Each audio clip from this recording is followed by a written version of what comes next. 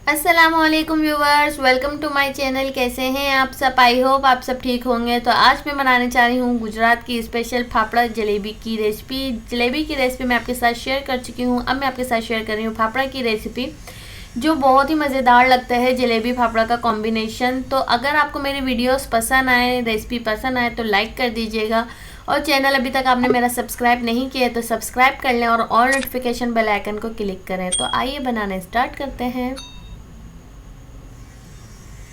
बिस्मिल्लाहिर्रहमानिर्रहीम। तो सबसे पहले मैं एक बाउल में ऐड कर रही हूँ 1 कप बेसन।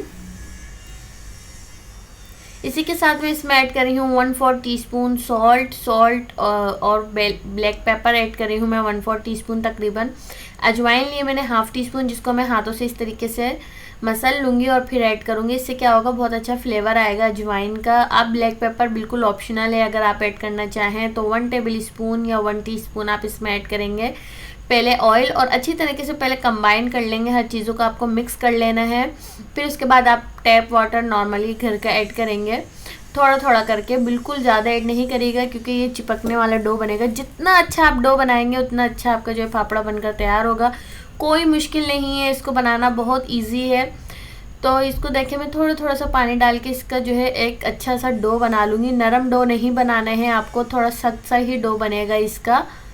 तो ये देखें, ये नरम सा हो रहा है। जब हम इसको अभी अच्छे से इसको गूंदेंगे तकरीबन 5 मिनट, तो ये इस तरीके से हो जाएगा। ये देखें, ये चिपकना बंद हो जाए जब हाथ में, तो समझे इसका डो रेडी है। मैंने इसको तकरीबन 10 मिनट के लिए रख दिया था रेस्ट पे। अब आपके ऊपर डिपेंड करता है कि आप इसकी कितनी बड़ी जो है शेप रखना चाहते हैं, क्योंकि बिल्कुल पतला बनता है, पर मैं बिल्कुल पतला नहीं बना रही हूँ। अगर आप पतला बनाना चाहते हैं तो बना सकते हैं। तो इस तरीके से आपको इसका जो है बॉल बना लेना है, और हथेलियों की मदद से, सिर्फ किनारे की मदद से आपको इसको ऊपर की तरफ जो है खींचते हुए ले जाना है। इस तरीके से दबाते हुए ले जाना है आपको। और फिर आप क्या करेंगे, इस छुरी की मदद से आपको इस तरीके से इसको उठाना है, और ऊपर से आप उठाते जाएंगे, बिल्कुल आराम से निकल जाएगा। तो यहाँ देखें, इस तरीके से मैं सारे बना के रख लूँगी। इसकी शेप ख़राब होती है, कोई मसला नहीं है। ये देखें, इस तरीके से ये बनेगा।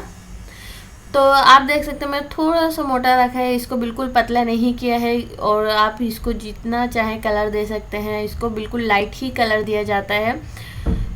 और ये क्रिस्पी क्रिस्पी से बनकर तैयार होंगे। बहुत ही मज़ेदार सा जो है जलेबी फाफड़ा का कॉम्बिनेशन लगता है। तो मैं अब इसको पलट दूंगी। ये एक साइड से पक चुके हैं, तकरीबन 2-3 मिनट लगते हैं इसको एक साइड से पकने में। और फ्लेम आप देख सकते हैं मैंने मीडियम टू लो रखी है, ज़्यादा हाई फ्लेम पे मैं इसको फ्राई नहीं कर रही हूँ, क्योंकि ये थोड़े मोटे हैं इस वजह से। अगर ये बिल्कुल पतले होते हैं तो मैं इसको हाई फ्लेम पे फ्राई कर लेती, क्योंकि ये फ़ौरन फ्राई हो जाते हैं। यहाँ देखें, ये फ्राई हो चुके हैं। जितना अच्छा आप इसका डो बनाकर तैयार करेंगे उतने ही अच्छे आप जो है इसको बेल सकते हैं हाथों से, हथेलियों से इसको।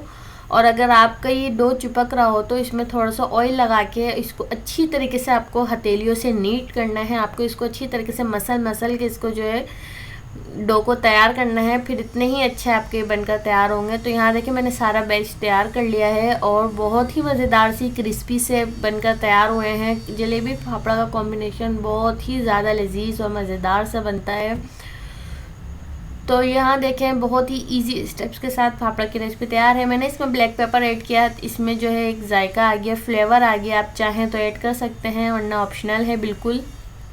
ये देखें, ये कड़क कड़क से क्रिस्पी से बनकर तैयार हुए हैं। मैं आपको तोड़ के भी दिखा देती हूँ। तो यहाँ देखें, ये एक तरफ से पतले और थोड़ी तरफ से मोटे हैं। ये देखें इसको।